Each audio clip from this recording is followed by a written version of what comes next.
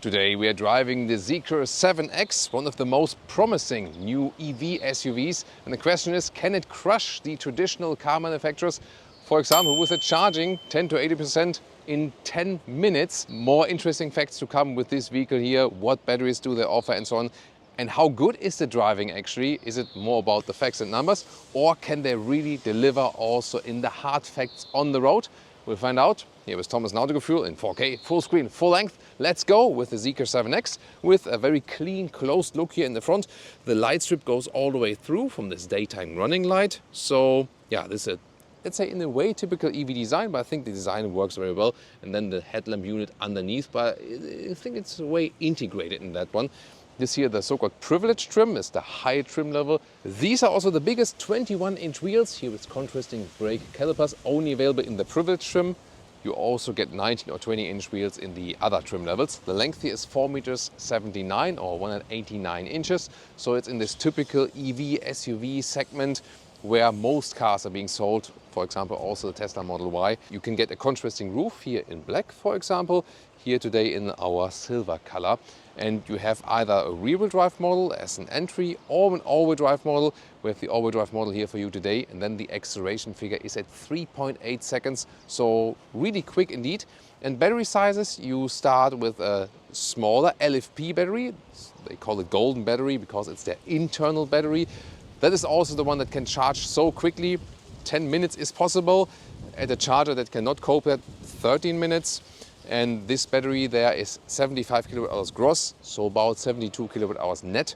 And then there's a bigger NMC battery, 100 kilowatt hours gross, it's about 96 kilowatt hours net. And the latter battery will charge in about 16 minutes, but it's more about, do you have the charger that is quick enough to cope with this vehicle? That's the thing, actually. And here in the rear, you can see once again this light strip going through. Also, once again, a very clean design. Zeekr has a European headquarter as well, so they try to be as European as possible, both from design and also from the build quality and so on, but will also work in driving. This one here, by the way, the privilege trim, also offers an air suspension, and later we're going to talk about the prices. It's very interesting. The entry price for this vehicle here is at 53,000 euros. Of course, it can spec it up a little bit higher like this one here, but it won't change too much. So the main thing about today is really looking at the price-performance ratio. Charging clip, by the way, on the driver's side is also electric. And what's also interesting is that it comes with 22 kilowatt AC charging. That's, of course, also a very helpful thing. Pressing a button, then also close it again. The rear-wheel drive only model is also very interesting, by the way, because that acceleration is already at just 6 seconds, so also pretty cool. So this combination, the smaller LFP battery with a very quick charging together with the rear-wheel drive, very interesting. However, especially when launching the vehicle, they make, let's say, that the top version quite close in the price to the base version, so that's also something to consider. The base version is called Core. Now, I'm also going to tell you more about the interior differences very soon. Top speed, by the way, is 210 kilometers an hour or 130 miles per hour, so that will also be suitable for the German Autobahn. This is the key fob here in this very light, small design, squircle alike. And then here you can also press it here on the key fob, and then it opens the frunk. Pretty cool, actually. You can directly open it from the key fob. Nice installation. It's not a big one, but maybe a small charging cable does fit in there. And yeah, the good thing is that you can really easily open that and don't have to do another unlock mechanism or something. Before we get to the interior details, it's Leah's part here. We're showing you a special feature because you can close the automatic doors with a press on the brake. There we go. Yeah, works very nicely. And we know this feature, Tesla has been introducing that. There we go. BMW also followed with the i7 and now also in the Zeekr 7X. And the door closing sound when you close it manually, yeah, I mean, still somewhat okay. Now it's my turn here with the key fob. That's how it's looking like. And usually when you open or close the vehicle, these door handles would come towards you. If you don't have the automatic... Only the mirror. Yeah, it's only the mirror that goes in and out. It's nice that it's also like this frameless mirror style indeed, like Polestar and Volvo has been using, which also makes sense because Zeekr is belonging to the Geely Group, Chinese corporation that owns Volvo, Polestar, Zeekr, Lynk & Co, some more. But here, these are the automatic doors in the privilege trim. And there are different features. For example, then here, press this button to open it. And then when there's, I think I wasn't quite fast enough. And that's also the thing with the automatic doors. So, I mean, it's a good thing that it stops, because here, for example, I'm standing here, it's not opening actually, and even not hitting me. That's actually a good thing. So, but that also means that you have to be quickly away, like here, pressing and then make way. Then it properly opens. Then, as Leah showed, you can either hit the brake to close it again, or you can hit this button here. Then it also closes. Or you can also close it with this button again. Wait a minute. Is it? I mean, it would theoretically be possible, you know, like not the most convenient solution, but you can actually also, like, I mean, it does work. So, yeah, why not? But honestly, I would actually. Did you also press it now? Yeah. So we did it now simultaneously. It's not that far away than yeah, this one, right? Yeah, I mean, this is also quite far away, right? But then the thing is, like, if you want to do it manually, then you're of course working against the electric motors, and it's kind of weird to move it. So I'm honestly a fan of just manual doors. This is over-engineering, I think. What do you think? Because we also been testing it in the BMW 7 Series, where it was also getting on my nerves after a while, so I would get one without. There's also like the low trim levels available that don't have it.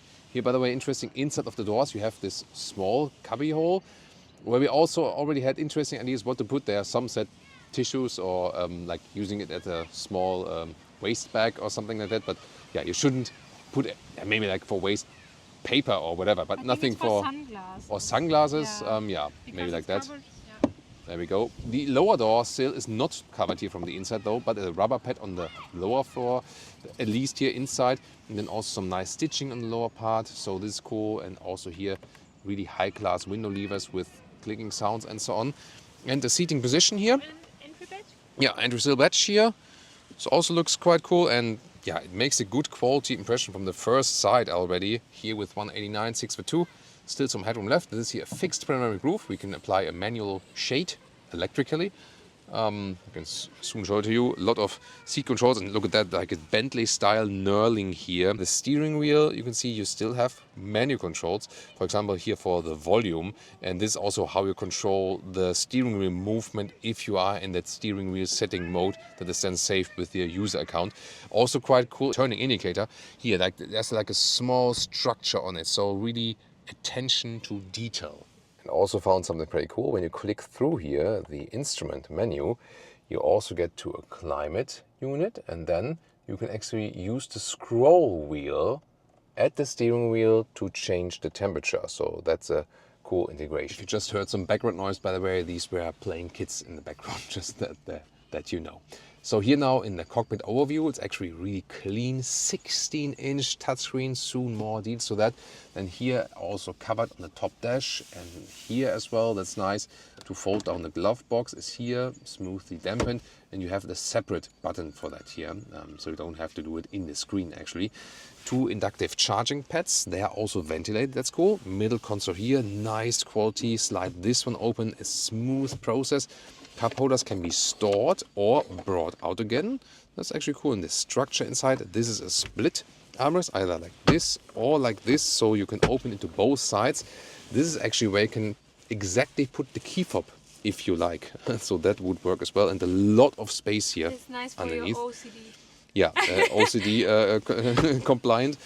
Then quick look at the seats here. Isofix already on the passenger seat. And the rule is like that. The core, the base level, has fabric on the inside, leatherette on the outside, would be an animal-free seat. The steering is not animal-free. And here in the privilege trim, or at this moment included also in the mid-trim level, later on it will be an option, then you can also have the animal skin. And it is, good quality comfort-wise, but of course I would suggest the fabric seat to be animal-free and more sustainable. At the same time, it's also tested it, the fabric seat. It is even a little bit more comfortable, but the seating in general from the ergonomics is really comfortable and nicely done. Why? It's about the seating depth. So here, like this, when I push it right here, like what is underneath, the bolstering underneath, this seating depth is extremely important for the comfort. You could have done the same with the high-grade leatherette, which you see here also on the outside, for example, because it's here's also a mix. So some parts are animal origin and some are artificial. and you would need to look in the booklet what is what actually. And here the position, you have the classic interface with the steering wheel and so on, then everything digitalized in the screen.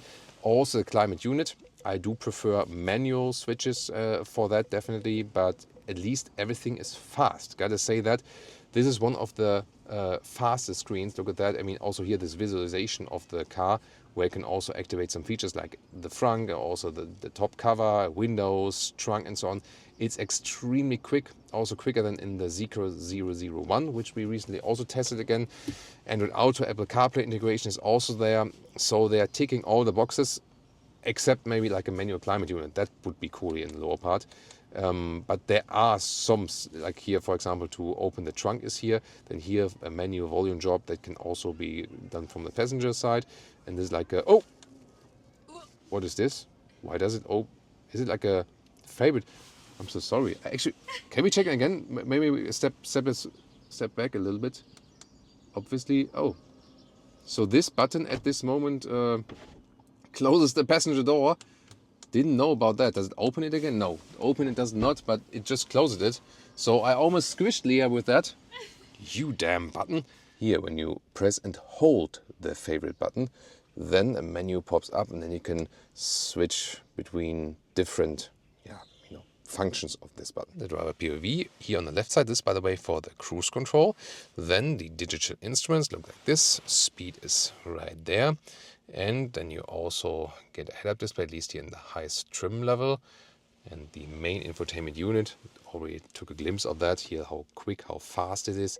These are all the vehicle settings. You can here switch between a dark and a bright mode. I usually prefer the dark mode, and you can also adjust the brightness. Here you can also set different driving settings, for example, and everything is really so quick, super quick. Yeah, it's crazy. Here seat massage is also available, for example. Once again, also here how the response is there. And then you have this, sorry, this maybe with Apple CarPlay, Android Auto, this integration is also possible. What do you want to show? It's okay. It's okay? Yeah. You just want to try out some stuff? Yeah. Yeah, I mean, it's actually fun to try out stuff here because, again, it works so quickly. And this is the Zeekr app here, so you can also remotely control stuff. For example, when you're outside the vehicle, like sitting at home, you also want to preheat your seat. That is possible. Yeah, so actually quite cool. You can also here activate the climate before and so on. By the way, included here in the so-called advanced cockpit pack is the 21 speaker Zeekr sound system, and I gotta say it's really good. It's really good. So very crystal clear sound, and like when you have like the bass coming, it's not like just boom, but it's like more like, you know, like a fine like a fine bass experience. So that's really impressive. Rear seats also very interesting. Here inside of the door, everything wrapped. It's also ambient light integration. At the moment it's too bright, but you can maybe see it on the inside very soon. And then here this is the automatic button to close the door from the inside as well. And then some rubber pad on the lower part of the door, but otherwise it's hard. But then again, it's like nicely stitched on the lower part. And here we have more controls. So first of all, this is here the window control, like this. And I can also raise the shade with that, but it doesn't work when the door is opened. I can soon show you on the other side with the closed door.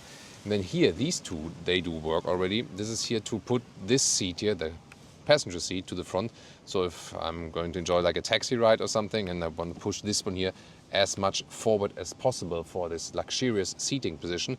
Let's see how far it does go on a maximum scale. That goes really wide. Look at that. Oh, wow. I mean, it's just like missing that I can have like the footrest to be folded here. That would be only thing missing probably. I mean, look at that.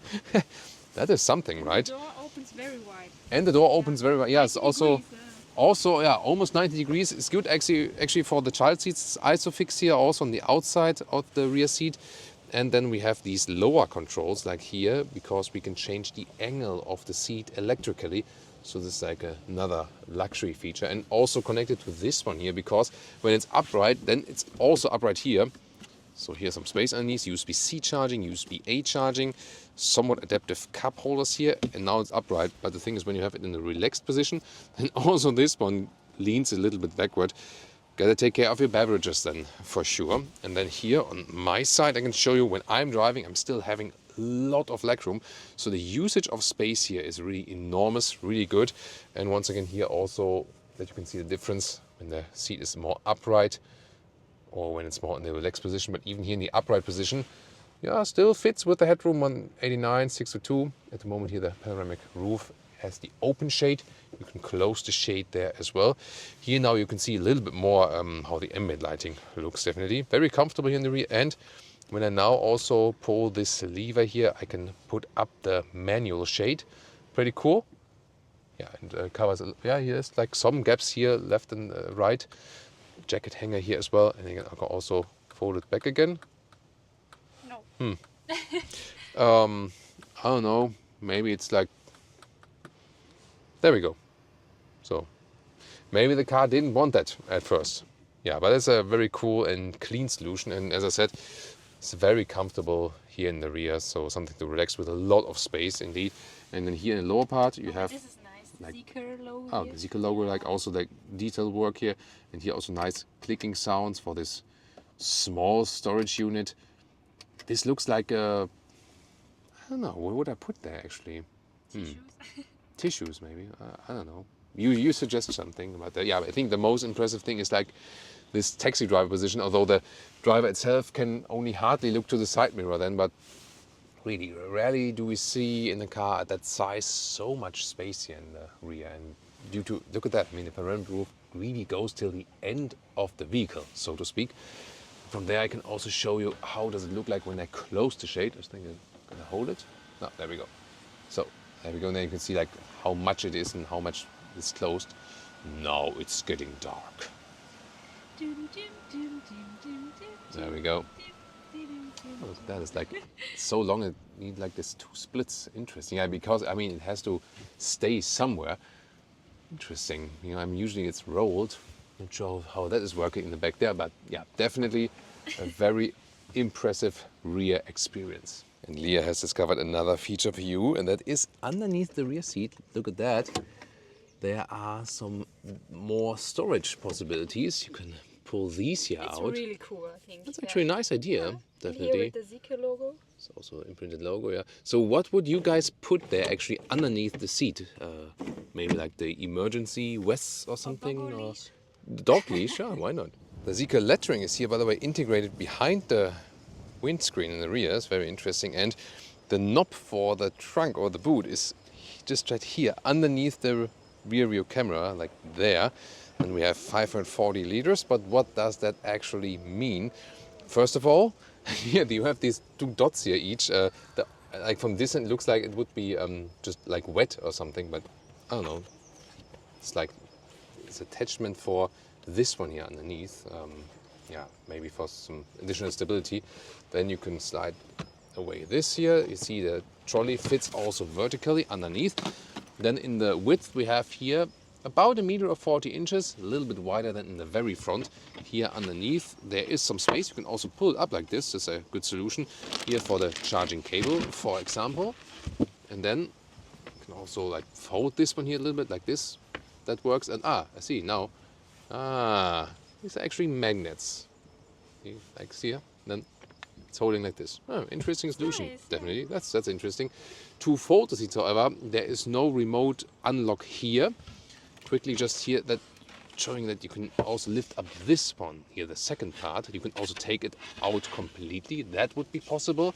The height then, the total height from the cover to here is 27 inches or it's like 69 centimeters. Could be higher than though if we put this one, and then the total height is about 34 inches or 86 centimeters. And now about the folding, as I said, either go around or I mean if you reach over like this here, that is also working. You have to push it a little bit, so yeah, not the most convenient solution, but it does work. There we go. And then everything folds flat. Ski hatch is also available. And then here, this is almost a full ruler, like 2 meters or 78 inches. So indeed, well usable. Sport mode.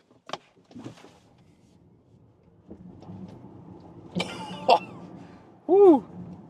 So that was 0 to 90 kilometers an hour. Yeah, 3.8 seconds is the acceleration to 100. Really powerful, instant, so to speak. Gotta say though that I don't have, let's say, like the best feeling for the car when accelerating. Yeah, So steering was. it's was actually a little bit out of control. Gotta say that. You can also adjust the steering mode a little bit.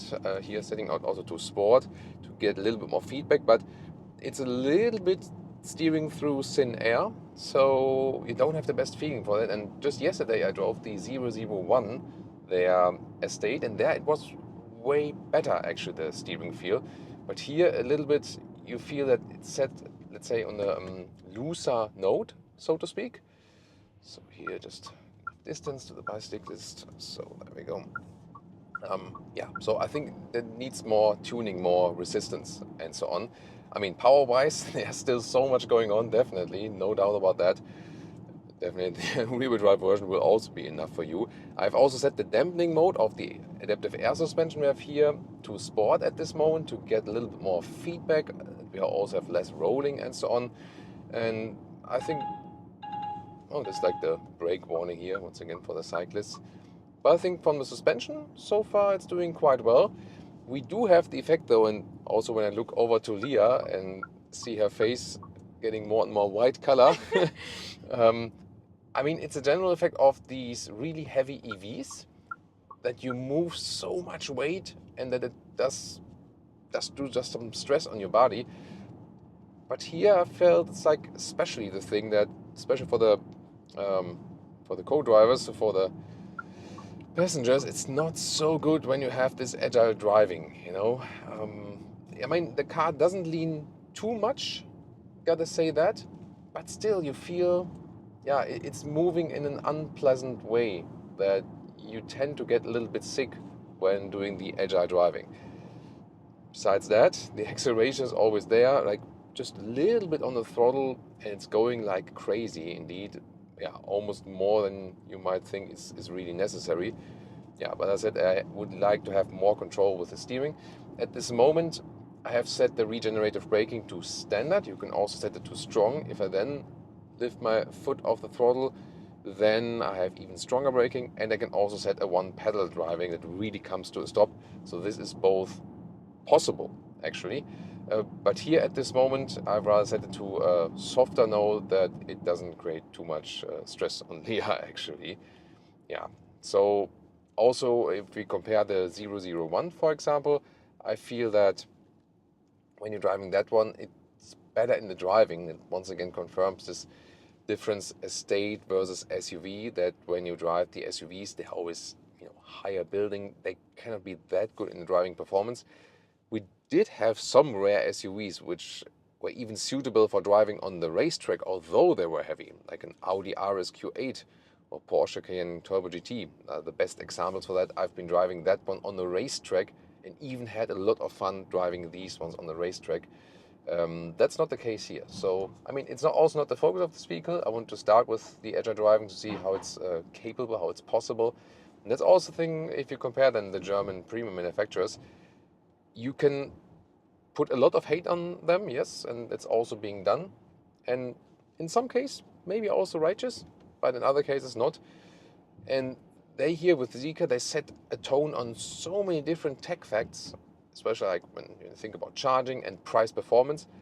But driving-wise, you do feel they are not just there yet, you know. So, but that's also just one aspect of the vehicle.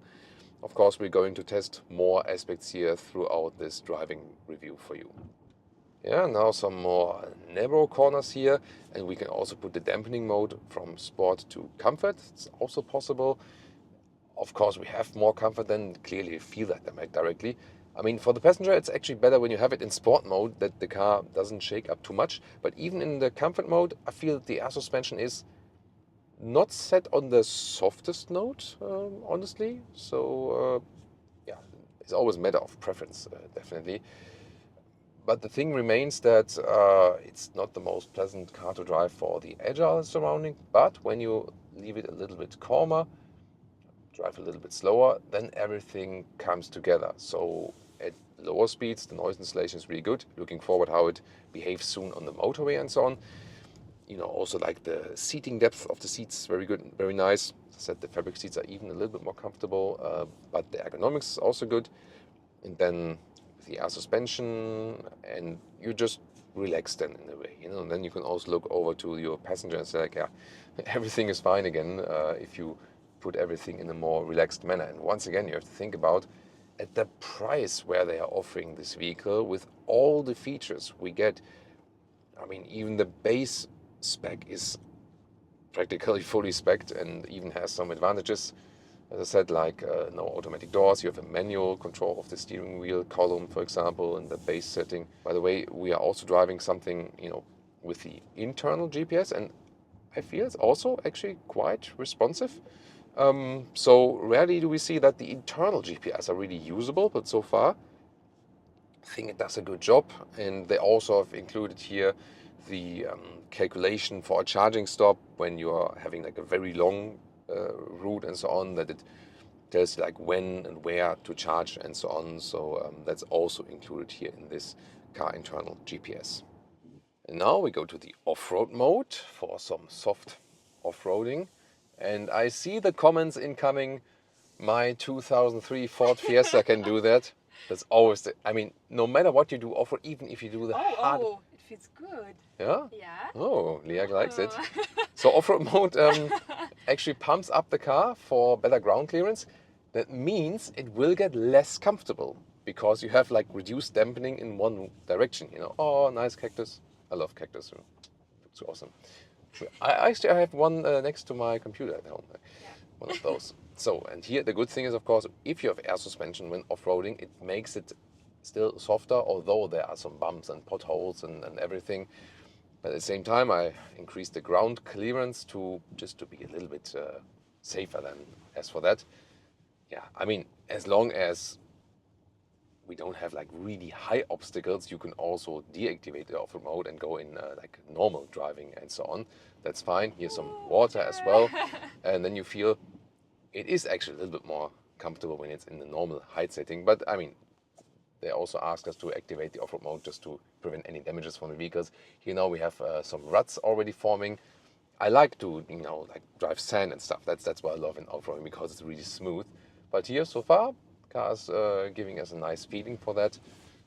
Also somehow fits to the vehicle. It also can do that.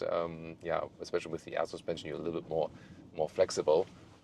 You know, it's getting a little bit rougher. And for that, actually, the steering that is not that responsive for off-roading then, it's actually quite good.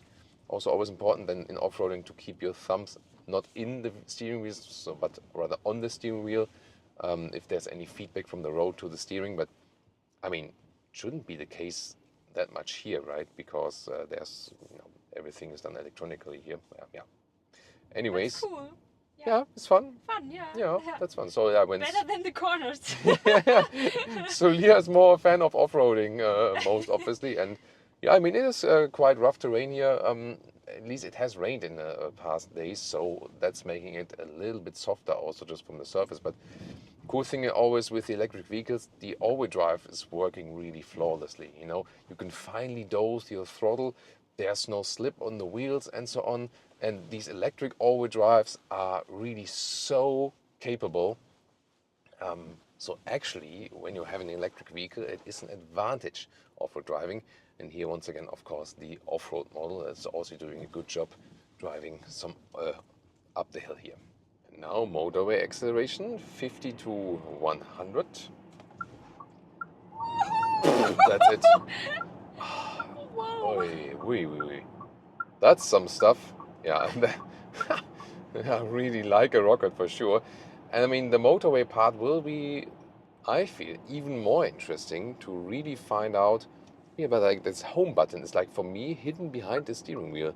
Just realized that. I mean, so I always have to look. There's the home button. Look here to, you know, check out everything or go back to something else. So the motorway part to me will be even more interesting to really see what this car is made of. Here, first of all, in that corner. I mean, as I said, as long as you don't push it too hard, the driving behavior is really, really nice. Also smooth, especially from the suspension and so on. Yeah, and then let's see, put it to 120 kilometers an hour here. I mean, even if you just slide in the throttle, it's so quickly right there. And let's see about the noise insulation, and things so far so good. I mean, here at 120 kilometers an hour, 75 miles an hour, reasonably silent. I mean, today is nicer weather and also less wind. So yesterday we were driving the 001. This one is more silent now, but could also be due to less wind and due to the weather and so on. So that might also be a thing, you know. You don't really know about that. Yeah, and let's just drive like a little bit of motorway here, a little bit further as well. Ignore the GPS there for a moment. I also want to check out here the cruise control. There we go. So you can either go for normal cruise control, and then you can also set the speed right here, or when you like press twice, then the LCC is activated. This one is also an active lane keeping assist. I'll reduce the speed here though now. Of course, that's like the speaker will do it one more time when we can. But so far it's also really calm. I've set the dampening mode on comfort. It's also fine for the motorway. Let's see here, lane change. It indeed gives you a very smooth driving experience, and as I said, like on the most agile roads, didn't feel too much at home, but here on the motorway it does feel really at home, definitely. One more acceleration.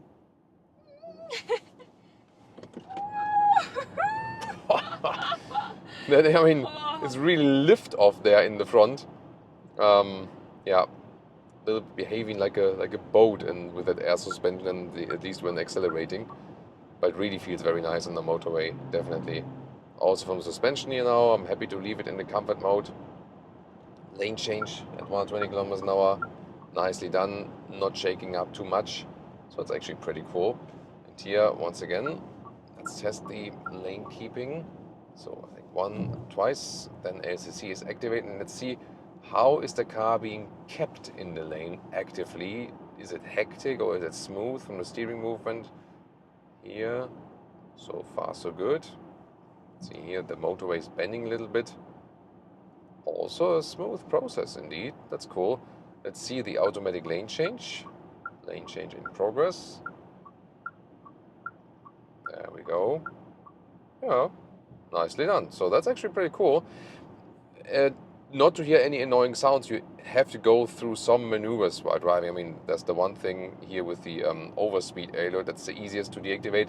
But here now that you are also not disturbed, we have deactivated some other stuff here also while driving. For example, also that there's driver distraction alert. So that is usually a little bit annoying. That always when I'm just like, I don't know, sometimes it comes like after 2 seconds of maybe you're just looking for 1 second to the screen over, then it goes like beep, beep, beep, driver attention alert, and you can deactivate it, but you have to do it over and over again, you know, so some things are annoying, but I mean, driving the first Zeekrs a couple of years ago, and the development now is really astonishing, so how fast the development is in the software application and to get customer feedback and so on, that is really, really well done. So I can just say here, driving on the motorway gives me a very, very good feeling of the vehicle overall, and of course it will be even more interesting what we can score as the final consumption. And now we jumped into the long-range model with 20-inch wheels and without air suspension, so this mid-trim model, so to speak. This one already has the big battery, but not the air suspension, as I said, and yeah, one wheel size smaller. The smallest would be 19, as we shown you on the core model. And it's very interesting what's happening here. So first of all, I picked here a road where it's super, super bumpy. And when you ride through destroyed road, yeah, there the air suspension definitely helps. So it is rougher with this base suspension here. At the same time, we have the 20-inch wheels, which are a little bit smaller, so we have more dampening from the tire. 19-inch, of course, would be even more comfortable. So on the one hand, I would say if you don't have an air suspension model, then rather go for the entry model and go with 19-inch wheels. Even if they're maybe not looking so great, they will be then better in the comfort. Yes, so you gain comfort with the air suspension, that's kind of clear. But we also have to say, you know, we've been talking about this effect that especially passenger and possibly also the driver can get sick, especially when the car is heavy and then, you know, maybe like also shaking around or something. And we feel actually that this has been diminished a little bit here when you go for the base suspension.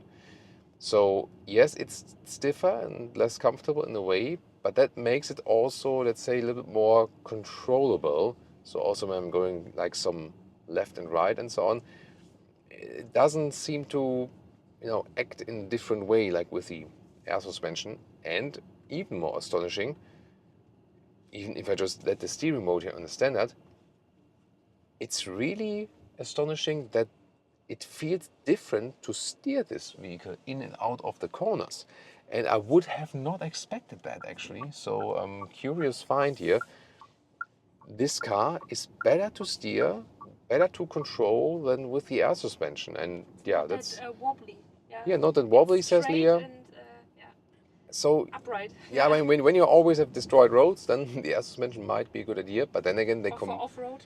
Yeah, or for off-roading, yes. But then again, they force this combination of air suspension and 21-inch wheels in the privilege trim, so that, kind of, doesn't make too much sense. Honestly, yes, for design reasons maybe, but I think the 20-inch wheels also look great design-wise. Talked to the designer just before riding this car, and even he said himself, who designed this vehicle, that the 20-inch wheels are looking great, and he would actually go from these best greetings as well, yeah. But again, the 19-inch wheels, they have the most aero look effect, but they're actually also good in a way that they have the better comfort then. So, I mean, I like a soft air riding comfort, but especially here for this like SUV, I had a similar result recently with the Volvo XC90. And also there were some comments from you. There was someone who was confirming that with the XC90, that, for example, the base suspension, which also has been upgraded, gives you a better ride for the vehicle than with the air suspension.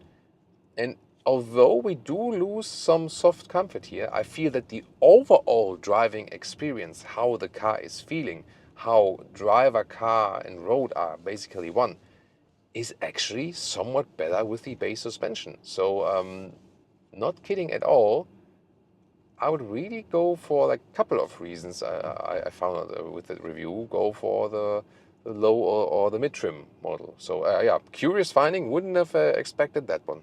So what about the consumption here on our testing route with a lot of autobahn, a lot of motorway share, but speeds to maximum about 120 kilometers an hour, 75 miles an hour, but also some city driving share, countryside driving share, good temperatures around 19 degrees Celsius, so like 69 degrees Fahrenheit, something like that. So good for the battery. And here we scored some around 22 kilowatt hours on 1 kilometers. That's roughly 3 miles per kilowatt hour.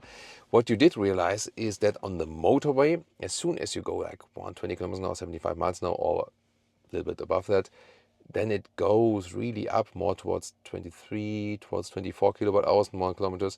And that's something we've seen with a lot of other GD Corporation vehicles in general, of course, with EVs, but especially here. So it will be way less efficient also at higher speeds on the motorway. We have to test it in Germany, where we can legally also drive that.